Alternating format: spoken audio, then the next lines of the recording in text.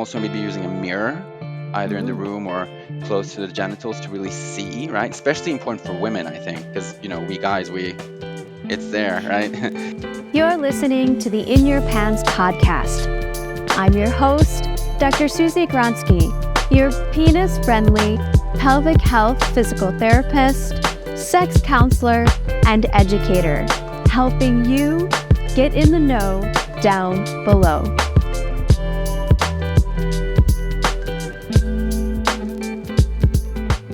On today's show, we have occupational therapist and sexologist Vanja Rizvic. We discuss the unique role of occupational therapy in pelvic and sexual health, the impacts of spinal cord injuries on sexuality, and share several practical strategies to navigate sexual dysfunction or dissatisfaction.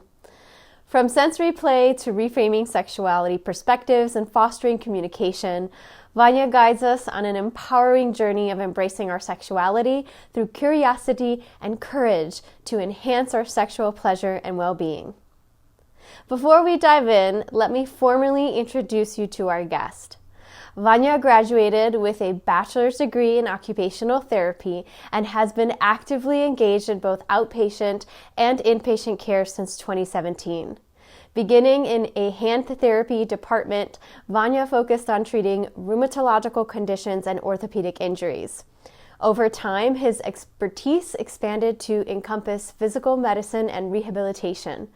Presently, he contributes his skills to one of Norway's premier hospitals specializing in rehabilitation medicine, with a primary focus on spinal cord injuries. Vanja's passion for sexual health and pelvic therapy is evident in his work, where he advocates for these areas within the Norwegian Occupational Therapy community. He takes pride in being an alumnus of Lindsey Vestals OT Pioneers, further enriching his dedication to advancing his field. We hope you enjoyed the show. Vanja, thank you so much for being on the show today. Thank you for having me. Well, so tell us, what is the role that occupational therapy has in pelvic and sexual health? Well, I'll just start off by saying that I currently work at Sunnaas Rehabilitation Hospital, so I don't specifically work with pelvic health. It's more indirect because of the spinal cord injury, but I do work a lot with sexuality and sexual health. So, with that caveat, I will try to answer your question. I think the way I see it is that there's this like trifecta of characteristics, you can say, or domains of OT that I think can answer this question. So one would be context, the other one would be potential, and the third would be narrative. Mm. So the first one being context alludes to a specific model in the occupational therapy framework, the OTIPM model by Angie Fisher. And in that model, she references the transactional model of human occupation, which basically sort of states that occupational challenges don't exist in a vacuum. So you have to always address the environment when working with people and their Mhm. issues. Mhm. So that would be like one thing. And another one, which I think is very relevant and multidisciplinary, is the ICF model from the World Health Organization. And specifically, I would say that OTs belong in the activity and participation, environmental factors, and a bit into the like body functions. Like we're kind of like spread out, but it's specifically participation would be like one. So yeah, and then you have the potential part. Uh, I would like to start that off by quoting, and I will quote a lot because I love quotes. I feel like they Mm. really encapsulate the essence of something. Mhm. Um, I read somewhere on the internet, I cannot remember find the reference, but somebody said that OTs are like search engines for potential. Oh, love I that. really that really spoke to me, and it really kind of communicates what I'm trying to say. Mm. So basically, it's about being like working resource oriented from like a client centered, resilience based practice.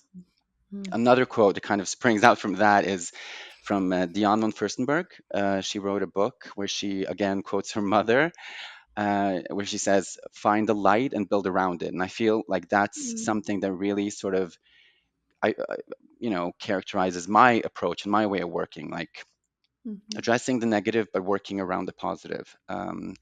And clinically, like in practice, what does this look like? So when I'm working with patients, I often like to phrase questions from that sort of perspective. So one question would be, how does this become a challenge for you, right? So instead of saying, do you experience erectile dysfunction, where I box it and I limit it, I put it into this biomechanical sort of box. I, place the ball is on their court and I open it up and I say it can be anything. And it Mm. becomes a challenge in meeting with the context, right? Mhm. So I don't project anything onto them either. I don't address gender or body function or relationship status. They can be married, they can be, they can be situation shipping all over the place. It's not really that important. Yeah, so it kind of invites a different kind of dialogue. And the third, the narrative part is, again, I'll start with a quote by Esther Perel, who I'm sure you Mm. know a lot about. She once said that she likes to get to know people before she gets to know their problems. Right. And that speaks a bit about the resource and resilience factors that I just mentioned, but also about the way we kind of organize our lives and stories.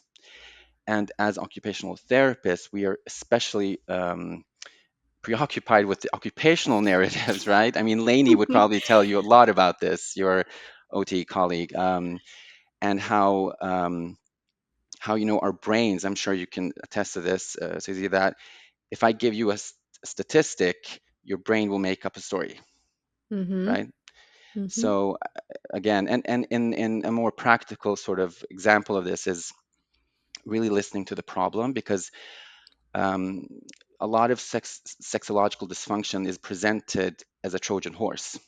I mean, it Mhm. takes the shape of a Trojan horse. So Mhm. a lot of my patients may express, distress relating to erectile dysfunction or lack of sex or this and that. But if you listen and you kind of, get underneath it, you see it's actually an expression of inadequacy, Mhm. right? So all of this to say that we have to take a biopsychosocial approach in addressing pelvic and sexual health. And I think OTs are an integral part of a team to do this important work. Yeah, Absolutely. I think you really nailed it on all fronts of it's a humanistic person-centered approach yeah, instead of let's just look at a body part. It's not separate from you as a human being who's engaging with the world moment by moment, right? exactly. So Yeah, we can't really separate yeah, separate that from one's experience. We're almost like when we're doing that, we're just dehumanizing people, yeah, just trying to put them in boxes and check our boxes off and all of that. But we're really missing like the what you're saying, the crux of where that distress is coming from. Right? exactly. What is that? Just what is it causing? Like how is that changing your entire life and your world and how you engage with yourself and with others? So I think you've really uh, expressed that in the role that occupational therapy plays Yeah. in sexual health and pelvic health. And for the people that you work with, how do you help them understand that model, right? Because as a clinician, I understand that model very deeply Yeah, because I also use that model in my approach to care. But for patients, sometimes, and for people, like sometimes that can be really difficult to because it's like some often we're dealing with some physical problem or physical distress, and the idea is to tackle that. It's a physical problem, I want to address the physical stuff, and we're trying to open up, right? Like, yeah, hey, it's not just the yeah. physical stuff. Here's what else might be going on. How do you help bridge that conversation so it is tender and gentle but yet also encompassing this approach? Hmm. Well, I mean, the means are the end. So if we meet people where they are and we create horizontal relationships, then we can, on the other end of that, help people become more empowered. So I try to just explicitly say that I'm not, I mean, I'm an expert in spinal cord injuries, or I'm an expert in sexology or something, but I'm not an expert in you. Like, Right. I really don't know how your mind works and how your life is organized. You have to tell me that. Mm-hmm. The expertise lies in the medical specialty that I'm, associated with. It's not in your life. So I would probably use a quote or an or an allegory. I love pictures or a story, right? I really love the Yeah. narrative. So I think the Mm. narrative could. I think one of my mentors is writes poetry or lyrics, or it's called lyric in Norwegian. It's like poetry, and they say that it speaks to a different part of your brain, and I really believe that there's something to that of using allegory and Mm-hmm. rhyme, and I'm kind of alternative like that. So yeah. Well, it helps with. I mean, you're using foundational strategies in what educators Yeah, use, right? To I agree. metaphors, certain tactics, right, to help with learning, to help with changing a particular conceptual framework or construct, right? Because Yes. we all have these internal rules and beliefs that, whether we're aware of or not, like, are governing our behavior and Yeah. how we're engaging with the world and how we're engaging with ourselves. And so it is really deconstructing a particular view or construct within ourselves and a particular behavior and with others, that we are shifting or pivoting in some way to transform, to to to just engage differently with, Yeah. right? But it does take that shift, Mhm. and metaphors and stories and narratives and rhymes helps with learning and Yeah. relearning. Yeah. And even with like scientific linear kind of men, like the guy who like works as an engineer, like you would Hmm. think, okay, this will not stick with this guy. But if you use an analogy from the linear sphere, right, you have to find the relevant imagery. I mean, I think we all have that. Yeah. I think we all have different talents in terms of using and understanding imagery and poetry, and yeah, Totally, yeah, totally. And expressing the inexpressible, often, yeah, with this anguish, distress, it's hard to explain, hard to share, how to, to really take what's going on the inside and share that on the outside, right? So having multiple forms of expression, whether it's through art or poetry or verbalizing or through thought or whatever, music, lyrics, all the things to help really connect, on a deeper level, on a yeah. different level. um, Consolidate, right? To help mm, have it become more relevant and concrete for that person. Yeah, mhm, mhm. absolutely. Wonderful. Oh goodness. Okay, I don't want to say, I don't want to go off on too many tangents here because I could probably talk for Yeah. hours. So, so your work is in spinal cord injury Yeah. and that population. Let's talk about what some of the impacts are on their sexuality. Well, before I get into the specifics of the impact, I would have to just give a brief intro to what a spinal cord injury is. Yeah. Please, please, thank you. So the spinal cord obviously is like the main wire connecting the central nervous system with the peripheral nerves, and initiating movement, and facilitating sensory feedback back to the brain. It is a very severe injury, can be for a lot of people. So basically, the spinal cord is, like I said, responsible for sending signals to and from the brain, and different injuries, traumatic injuries, or illnesses like cancer or myelitis or anything like inflammatory, autoimmune, can cause an injury on different levels of the spinal cord. Now, the disruptions can affect motor and sensory functions below the level of injury. So if you have an injury at T6, you're going to have all the functions above T6 intact, and below you're not going to function. So that's kind of like the simple, simple explanation of that. So you can sort of, um, there are like two main deficits, you can say, groups: the motor and sensory. The motor is basically affecting a person's ability to move, and also the spasticity will kind of play into that, right? So and over time, it can also lead to joint stiffness, contractures, pain, which again just kind of complicates things even more. Mhm. But basically, getting into position, being able to spread your legs, keep them there, doing the penetration, being penetrated if you're having penetrative sex, partner sex. So that would be like one thing. And then the other one is sensory. So our skin is our largest sexual organ, right? Um, the mind has its own place in this conversation, but for this time being, I would just talk about the skin, and they're connected, right? The skin and the brain, but Mhm. it gives us it's a very important feedback system, right? So, and it's also a way to show affection, right? Mhm. Massaging someone's legs is an act of love. So what happens if Mhm. you're paraplegic, right? That's Mhm. something to think about.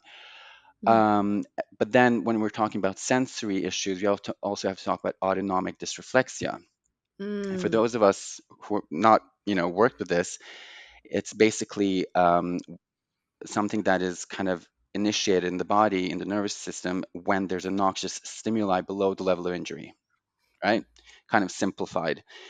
And what does it look like? It looks like increased blood pressure, increased heart rate, elevated blood pressure, I mean, sweating, right? And in some cases could be lethal. Mhm. And it only affects those with a level of injury of T6 and above. And the higher the injury, the more severe the autonomic dysreflexia. So think for a moment, like, what does that mean when you tell somebody, if you have sex, you can die, right? I Mm. mean, it's quite serious to kind of, if you kind Mhm. of sit with that for a moment. But it's also interesting because, you know, sexual response kind of kicks into this, because what does arousal look like? Increased Mhm. heart rate, right? Mhm. Right? Increased heart rate. Mhm. Sorry, blood pressure. Sorry, elevated blood pressure, increased heart rate, and sweating. Sorry. So part of my job as an OT is to inform the patients, right? To say, this is what you can expect. This is what you need to have at hand. You want a little bit of this, right? Mhm. And what does it do to you? How does this become a problem for you? How does this become a challenge for you, right? Then they can, if you ask 100 different people, they will give you 100 different answers to that question, right? So those are like the two basic sort of groups of deficits. But underneath that, there's this like way of thinking about it that I use in my practice. It's about the primary, secondary, and tertiary consequences. So the primary would be biological, right? The neurovascular supply of the genitals, and the Mhm. different like thoracolumbar and sacral stations of the spine, which house, functions like erection, ejaculation, and stuff like that. So that's like the primary impact, right? Mhm. The secondary would be, and this is where the pelvic health thing kind of kicks in, um, bowel and bladder movement, GI tract, right? Reduced motility, not Mm. just reduced motility of the bowels, but also of the vas deferens, and the sperm moving, finding its way through the vas deferens into the seminal vesicles, through the Mm. urethra, and so on and so forth. So now we're talking about reproduction, right? Mm. Then we get into the tertiary, which is more like a psychosocial part, the locus of control that is disrupted when somebody can't control their bowels, or don't know if they're, how are they going to date? I have a stoma, it makes sounds, Mhm. or I transfer from one chair to the other and there's flatulence, right? So Mm. social isolation would be the tertiary consequence. So that's my kind of way of looking at it, right? Um, so all of this again to say that the biopsychosocial frame of reference is imperative in working with, I think, anybody really, but Right. especially this group. Yeah. Mm. Oh, well, thank you so much. And all very important. Y- This conversation, I can't imagine is happening as often as it probably should. Well, I mean, I am certainly dripping my colleagues with. I'm I'm squirting all the way. Yeah, Yes, we need that. we need We squirting. do. We need that excitement. Yeah, Correct. we We need do. enthusiasm. That's right. We really do because often, again, as you mentioned in the beginning of this conversation, is that there's such a focus on the biomedical model and what's happening just at a biological in the biological system, Hmm. which very much so impacts again everything else impacts that, and that impacts everything else, right? Yeah, So why are we missing so many of these conversations that people are just they have these questions, yeah, they have these concerns, like how can I have sex with a potential autonomic dysreflexia yeah. happening? What are the things that I need to keep in mind? Hmm. Like, I still can experience pleasure, I Yeah, want to experience pleasure, I am still a human being, exactly. and that's the bridge, and that's what I'm hearing, Yeah, as far as the work that you're doing and the enthusiasm you're bringing to this field, and percolating that and yeah, squirting that into others, yeah. because that is so needed. No one, I mean, again, the conventional medical system isn't talking about these things, right? I completely agree with you. And I think where you're sort of getting to is also what I'm trying to touch on is that, our body, our sexuality is, it lives in our bodies. I mean, there is a body component to this, but our body lives in our culture, it lives in our relationships, and there is something to be said about the interaction between the body, the mind, and society, right? So, and yeah, I think that the medical profession especially needs to have, lift up their, look up and try to acknowledge that as a real thing. Yeah. Hmm. Hmm. One question I do get asked a lot in the spinal cord community is, can I still experience an orgasm? Can I still Yeah. have Yeah. ejaculation? Can you talk to us about some of the nuances around Oh that? I'm sure. gosh. Oh gosh. That's a tricky one. I always say, I mean, I try to make a point of addressing this fairly early on by saying that, you can have an orgasm without having an ejaculation, right? Because those two tend to go hand in hand for most people, which I understand. I also thought that before I started my studies. The physiological sort of mechanisms are still somewhat obscure to me. I mean, I'm not really versed in that. Ask me in a year or two, and I'll get back to you. But I think it's just important to let them know, because a lot of sexological counseling can be met on the permission level, right? If you're, and I'm referencing the Plicit model here. So, even me, I mean, even I sell myself as an OT who's a sexologist OT, but even I don't know everything. So I think that also kind of lowers the bar and makes the relationships more horizontal. And I think just acknowledging that gives some sort of therapy. But yeah, I do try to explain to them that the orgasm is primarily something that is organized in the central nervous system, the brain. But because of the dysregulation and the disruption of the spinal cord injury, they might not be in tune, or they might not be, they might not present themselves together, right? Right, Yeah, right. Absolutely. Yes. So what I'm hearing is that there is almost there's no limit to the experience of pleasure. yeah, absolutely, absolutely. Pleasure doesn't have to be based on function, a particular function, or is perceived, what perceived Yeah, function. Although that is very, I can imagine what a mind fuck that can be, right? To feel this disconnect or having an experience that is very different yeah, from what someone may or may not be used to. absolutely, absolutely. So yeah. And you're touching on something in terms of like sexual function versus sexual satisfaction. And Mm-hmm. what I often see, and I always feel like I can explain things better in examples and in people and imagery. Like we get all sorts of injuries, all levels. We have the high tetraplegic patients, we have the paraplegics, and then we have the cauda equinas, the ones that are Mm-hmm. very low, and where, I mean, they're basically walking, most of them, Mm-hmm. but they do have, their natural functions are mostly affected, right?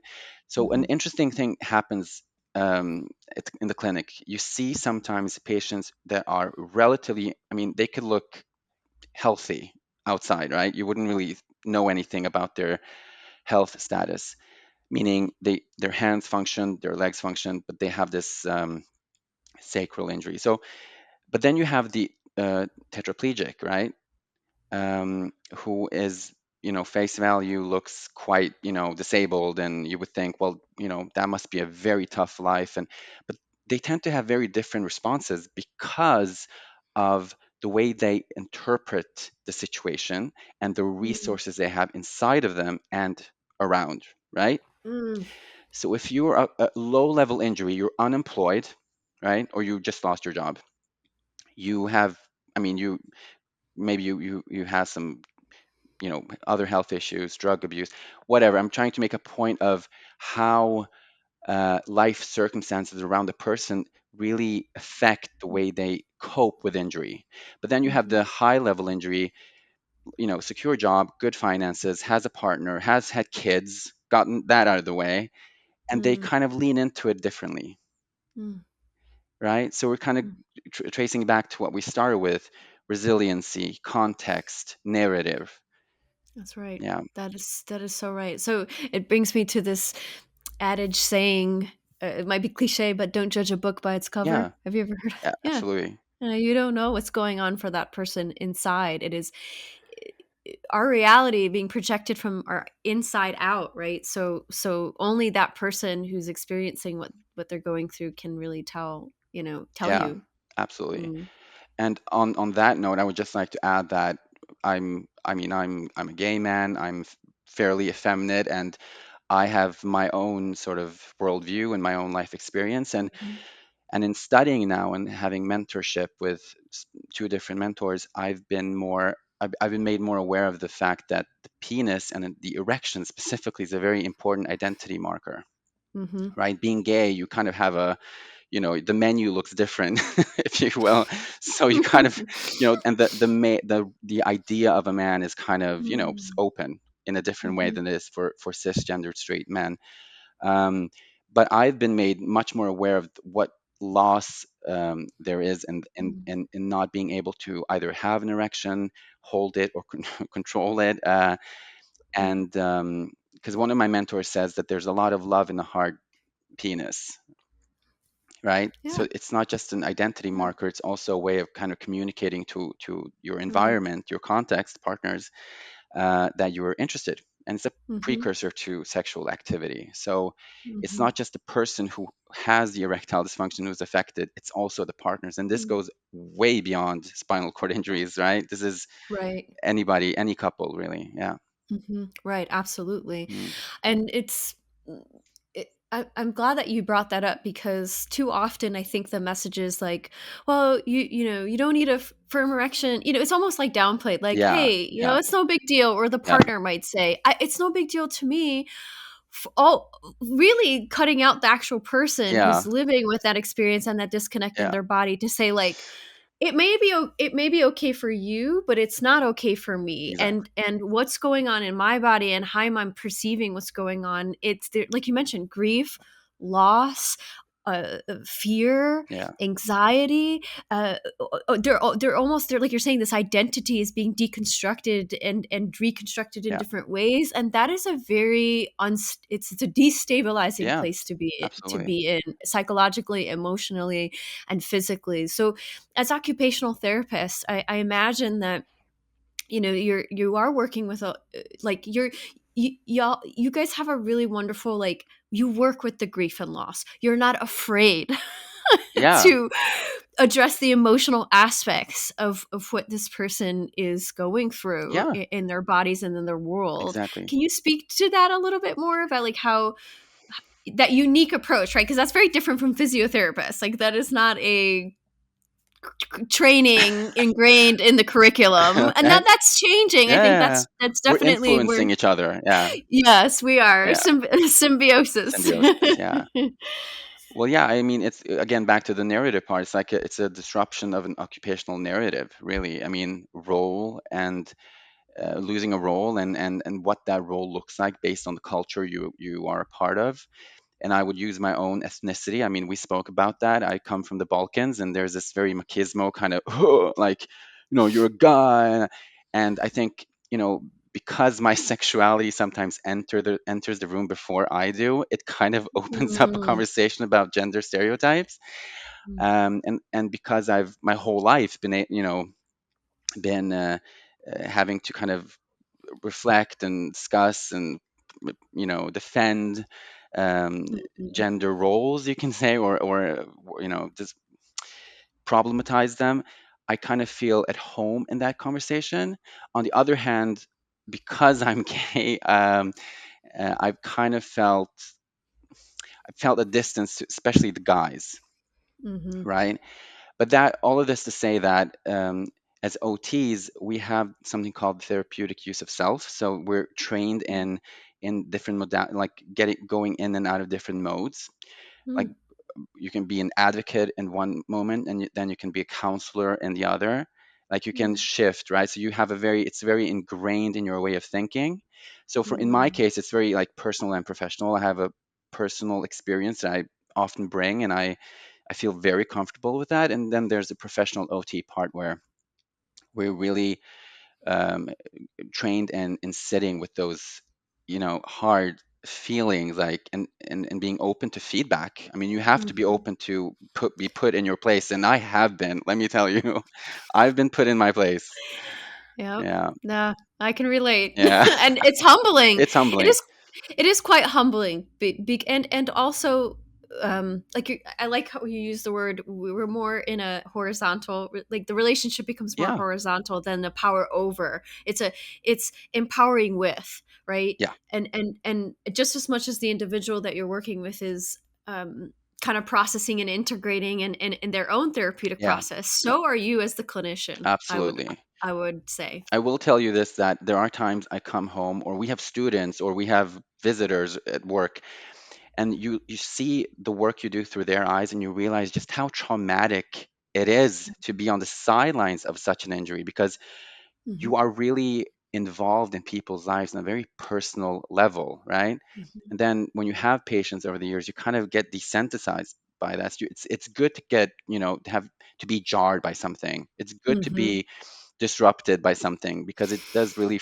form you as a therapist, I think. Yeah. mhm. I think there's a group, or I'm not sure if it's a book. I apologize in advance for misspeaking, but it's called OT Yeah, Disruptors. yeah. Okay. Absolutely. Wow. You're my favorite PT, by the way. And my colleagues will kill me, but I will have to say that on air. Oh, Yeah.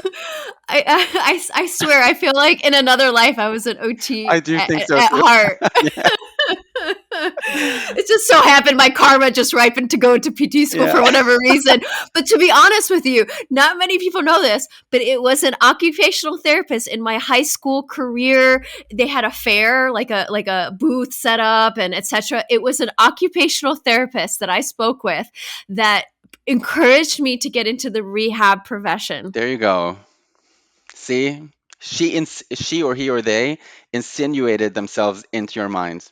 There you That's go. right. It was an infusion all the way. Awesome. I love I that. love Yeah. it.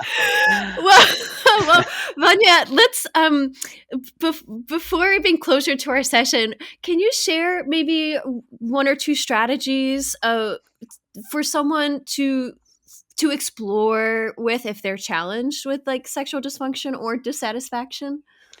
Yeah. I mean, I'm a man of a lot of words, so I'm going to try to really keep it succinct. But there are two main ones, right? There's the sensory play aspect of it, which is very in OT, sensory profile. And Mm, then there's the psychological, maybe sexological approach. So sensory would be usually using audio-visual arousal like stimuli. So if you're mhm, struggling with the psychogenic erection, maybe using porn, turning it up, the auditory sort of sense, right? And then also maybe using a mirror, either in the mm. room or close to the genitals to really see, right? Especially important for women, I think, because we guys, it's there, right? Yeah, you it's pretty you much have a external visual cue. exactly. And then temperature, playing with temperatures, and I think this goes beyond Mm, spinal cord injuries because it mhm, invites communication, right? So you have to mm, kind of infer cues from the environment, your partner, obviously, or mhm, partners. mhm, And then the third underneath the sensory thing would be arousal patterns, which I'm not really sure is it like a word in English. It's a very good word in Norwegian, but it's like language, right? You learn you Yeah. like if you like latex, it's maybe because you masturbated with something with a boot when you were a child, right? So you learn like the Mm-hmm. language, keep Mm-hmm. that language fresh, keeping it, using it even though you have this injury, right? Or feet, maybe you Yeah. masturbated underneath a table or something.